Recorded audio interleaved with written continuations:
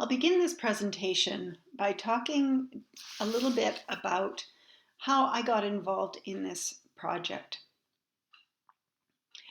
I think it was back in 2003 that I first heard Christy Johnson speak at a local Rotary Club.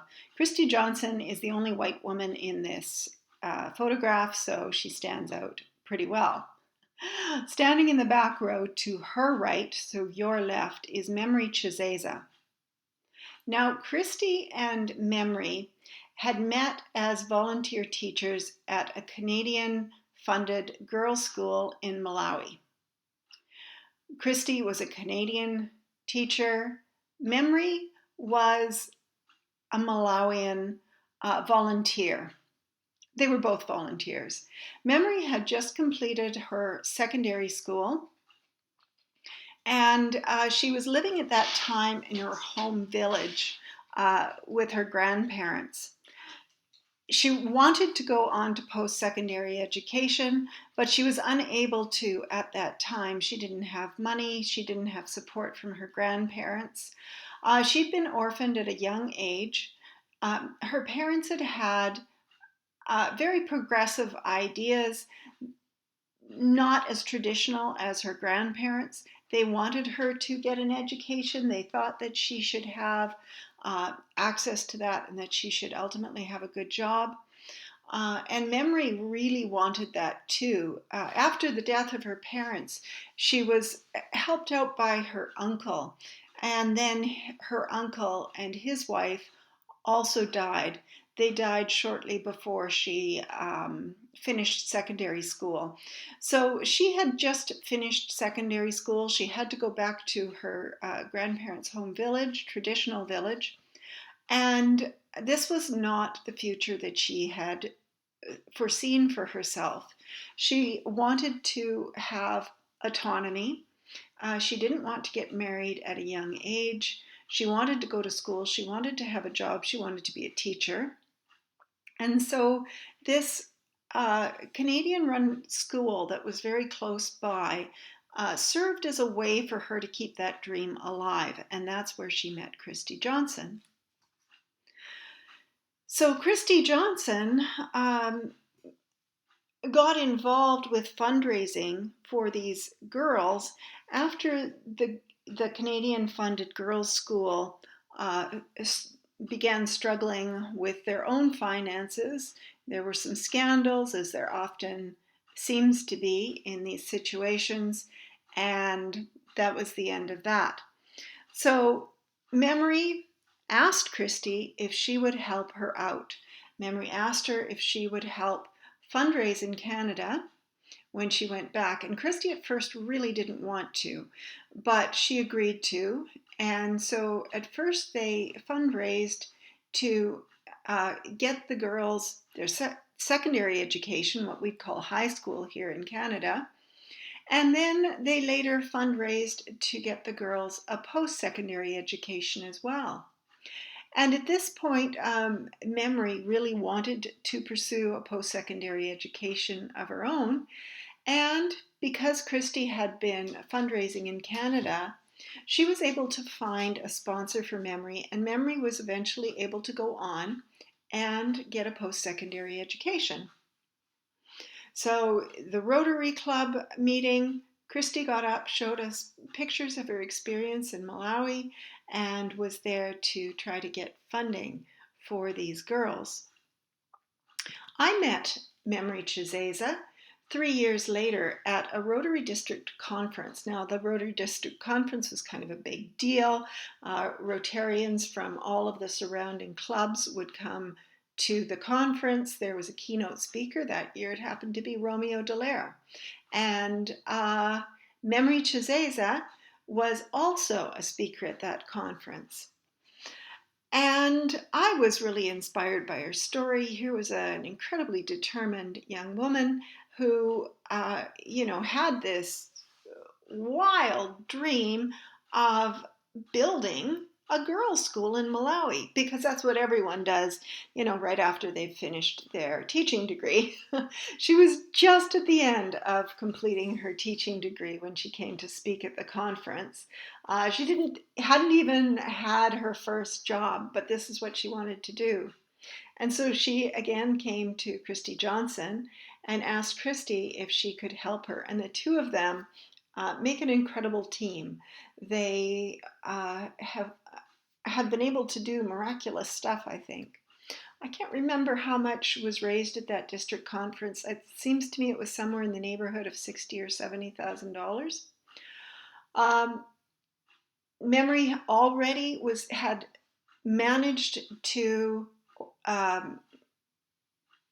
get some land through her partner. They weren't married yet when she attended this conference, but she was engaged to a fellow who was able to go to the chief of his home village and ask if they could be granted this land. And eventually they were. And that's where the school stands to this day. Henry himself is, I believe he's a mechanical engineer. And so he was really essential in me getting this book researched and eventually published. So I met Memory at that conference. I enjoyed her speech and I thought, oh, that's kind of cool. But I didn't think much more of it until sometime later when one of the presidents of one of the local clubs asked me if I would write some pieces on the work that the Rotarians were doing in Malawi. And I said, sure, why not? That'd be great. I'm happy to do that. And it was this winter of 2007, I believe, that I decided I was going to go and see one of Christy Johnson's presentations. I'd seen her speak before, but I wanted a refresher. I wanted a fresh perspective so that I could really tell the story properly. So again, there I was, sitting in a Rotary meeting, listening to Christy speak about this fundraising that they were doing and this dream of memories. After the speech was over, I was sitting interviewing Christy, and I happened to mention, oh, I really think this is an incredible story. Someone should write about Memory's experience. Someone should write a book so that people in Canada can learn about this, and it's a remarkable story. It should get out there more. And Christy said, well, you're welcome to come to Malawi with me in June if you want. I was a little gobsmacked. Hadn't had that intention, but the idea stuck with me. I'd been caring for my grandmother for a number of years. It had been a very difficult time. She was reaching the end of her life, and she passed away about 2 or 3 months after this meeting. And suddenly I thought, this is what I really need to do. I need to do something that I feel productive at. And I may never have an opportunity like this again. So I traveled to Malawi with Christy Johnson and 4 girls from the school. Try that again. 4 students from the school where Christy was teaching. And we traveled to Malawi. Holy smokes, it takes a long time to get to Malawi. It's a long way away, and there are no direct flights. So Malawi is roughly center-ish of Africa. It's about 1/7 of the size of Alberta, so it's a tiny, tiny country. You can see in the map that there's Lake Malawi, which is approximately 580 kilometers long, or the distance roughly from Edmonton to Medicine Hat. When I was in Malawi, I believe there were around 12.5, 13 million people. They've had a real population boom because I think the majority of that 13 million people that were there when I visited were very, very young. Malawi had just gone through an incredible AIDS crisis. They had middle-aged people hollowed out from their population.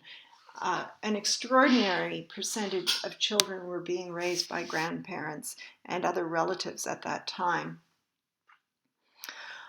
So Malawi has a subsistence, primarily survives on subsistence farming, maize, groundnuts, beans, as well as the cash crop of tobacco. They are a very poor country, although not quite as poor as when I was there. The first year I traveled there, 2007, they were roughly the poorest country on the planet, certainly in the bottom three. Malawi still has one of the highest rates of child marriage in the world, even now. And so these were problems that Memory thought could be solved with a girls' school. She saw the inequity in her country and she really wanted to do something about it. So this became one of the primary themes of the book, was the importance of education for all girls. Of course, the book is focused on girls in Malawi and sub-Saharan Africa, but there's the broader themes of the importance of education for girls in order for them to earn respect in their communities, for them to be able to make their own choices, and for them to be able to lead fulfilling lives.